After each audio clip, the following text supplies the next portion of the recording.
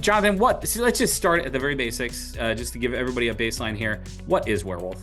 Sure. So Warewulf is a cluster provisioning system, a stateless cluster provisioning system that's kind of primarily and historically targeting kind of the traditional research high-performance computing cluster, and is absolutely applicable to kind of a more modern AI ML cluster as well.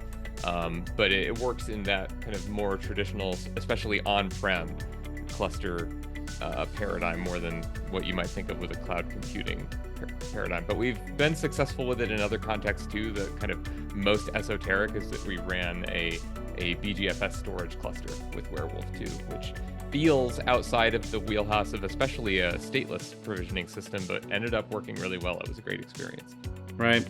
So it can be used for beyond just HPC workloads and these sort of things. Like, I mean, anything impossible, or is there just some things that just wouldn't be a fit for Werewolf, Jonathan?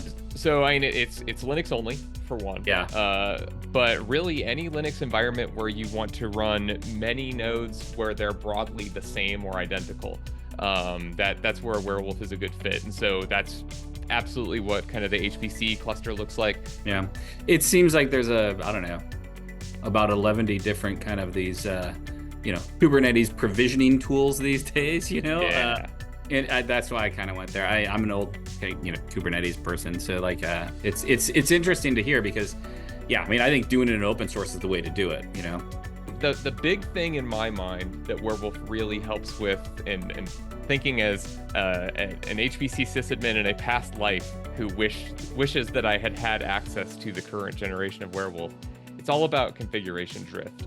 And so one thing that like the cloud native guys like to talk about is pets versus cattle, whether your servers are kind of bespoke individual creatures that you kind of tailor and care for individually, or if it's just a big fleet or flock of things that all behave identically. And Warewulf helps make things more identical by virtue of them not having persistent state per node.